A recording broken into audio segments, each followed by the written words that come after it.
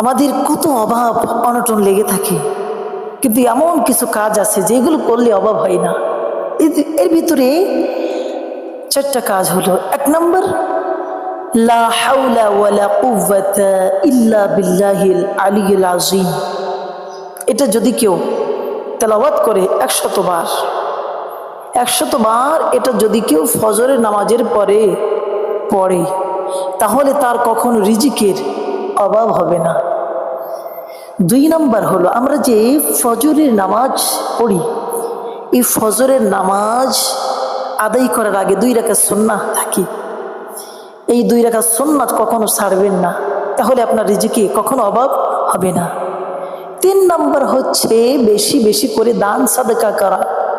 নবীজি বলেন যে বেশি বেশি তার সাধ্য অনুযায়ী দান সদকা করবে, আল্লাহ পাক তাকে কখনো রিজিকের অভাব দিবেন না।